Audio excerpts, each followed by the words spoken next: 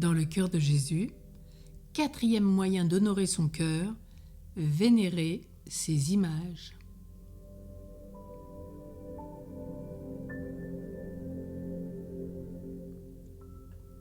Sainte Marguerite Marie Alacoque disait « Mon Sauveur m'a assuré qu'il prenait une singulière complaisance à voir les sentiments intérieurs de son cœur et de son amour honorés sous la figure de ce cœur de chair, tel qu'il m'avait été montré, environné de flammes, couronné d'épines et surmonté d'une croix, et qu'il voulait que l'image en soit exposée au public afin de toucher le cœur insensible des hommes. Il me promit en même temps qu'il répandrait avec abondance sur ceux qui l'honoreraient les trésors de grâce dont son cœur était rempli, et que partout où cette image serait exposée, pour y être honorée, elle y attirerait toutes sortes de bénédictions.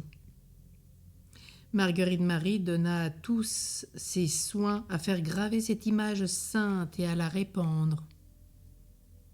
Elle aurait voulu la montrer à tous les pécheurs pour les convertir, à tous les justes pour les enflammer d'amour. Elle-même, avec son sang, peignait une de ces images et composa une prière et une consécration admirable dans lequel elle se donnait à Jésus sans réserve et sans partage. Appuyés sur cette solennelle promesse de notre Seigneur, les chrétiens dévoués au Sacré-Cœur aiment à vénérer sa sainte image et la répandre autour d'eux. Sa vue les console et les encourage. Il est rapporté que l'ombre même des apôtres guérissait les malades. Faut-il donc s'étonner si non seulement le cœur de Jésus, mais son image elle-même est si puissante à guérir les infirmités des âmes?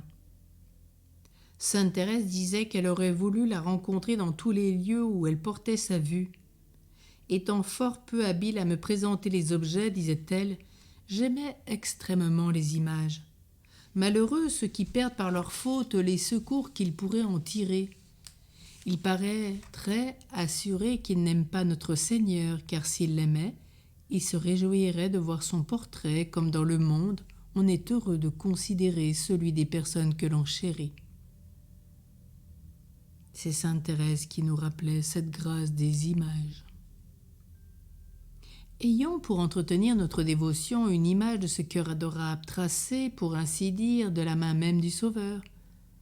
Plaçons-la dans un endroit où nous pourrons la voir souvent, afin que cette vue augmente en nous le feu du divin amour. Embrassons-la avec la même vénération que nous embrasserions le cœur de Jésus-Christ. Ne reculons devant aucun sacrifice pour répandre les saintes images. Faisons-les pénétrer jusqu'au fond de nos campagnes, dans les chaumières d'un pauvre laboureur, afin que le soir, à l'heure de la prière, l'humble famille, réunie autour de cette image, apprenne à connaître les trésors d'amour dont son cœur fut rempli pour nous. Plus ces images se répandront, plus le cœur de Jésus sera connu et aimé. Et aujourd'hui, au cœur de toutes ces visitations, nous aimons honorer cette image avec « Vive Jésus, arrête le cœur de Jésus est là. Il n'est d'amour, il n'est qu'amour et miséricorde » pour la garde d'honneur du Sacré-Cœur, mais nous le retrouvons dans tous les monastères, dans les couloirs ou même sur les pendules du monastère de la Visitation. Il y a quelques années, une mère embrassant son fils qui partait pour la guerre d'Afrique lui remit une image du Sacré-Cœur et lui fit promettre de la porter toujours sur sa poitrine. Fidèle à sa parole, le jeune officier ne se séparera jamais de ce gage de la tendre sollicitude et de la confiance de sa mère. Il lui fut redevable de son salut. Il fut choisi par les chefs comme le plus courageux et le plus intrépide pour une action périlleuse. Engagés dans un formidable défilé, nos troupes eurent beaucoup à souffrir du feu de l'ennemi. À l'ordre du général qui commandait l'expédition, le vaillant officier s'élance face aux ennemis qui occupaient le passage. Sa compagnie resta presque tout entière sur le champ de bataille. Il fut lui-même atteint de plusieurs coups de feu. Mais la balle qu'il avait frappée en pleine poitrine et qui devait lui donner la mort vint s'aplatir contre l'image du Sacré-Cœur de Jésus. Plein de ferveur et de reconnaissance pour une protection si miraculeuse, le jeune officier ne cessa de célébrer les louanges de ce cœur divin et de publier partout les merveilles qu'il avait opérées en sa faveur. On l'a souvent depuis vu s'agenouiller à la Sainte Table avec sa mère pour recevoir et remercier le Dieu des armées qui l'avait préservé d'une mort certaine et ramené sain et sauf à la maison paternelle. Ô divin cœur de Jésus, aujourd'hui je veux te bénir avec tous mes frères et sœurs. Nous voulons vénérer ton image de ton cœur qui nous rappelle tout l'amour dont il brûle pour nous. Nous la donnerons à nos amis, à nos parents, aux malades, aux affligés, à tous ceux que nous pouvons rencontrer comme le plus précieux des souvenirs. Faites qu'elle soit pour nous un gage de bénédiction durant la vie et à l'heure de la mort, qu'il en soit ainsi.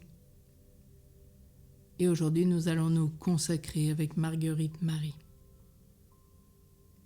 Père éternel, nous t'offrons le cœur de Jésus-Christ, ton Fils bien-aimé, comme il s'est offert lui-même en sacrifice pour nous. Reçois cette offrande que nous te faisons, comme aussi tous les désirs, tous les sentiments, toutes les affections, tous les mouvements, tous les actes de ce Sacré-Cœur. Ils sont miens, puisqu'il s'est immolé lui-même pour nous, et ne veut à l'avenir ne désirer que toi seul. Reçois-les en satisfaction pour nos péchés et en action de grâce pour nos bienfaits, pour tes bienfaits. Reçois-les et accorde-nous par ces mérites toutes les grâces qui nous sont nécessaires et surtout la grâce de la persévérance finale. Reçois-les comme autant d'actes d'amour, d'adoration, de louange que nous t'offrons, puisque c'est par le cœur de Jésus que tu peux être dignement honoré et glorifié. Amen.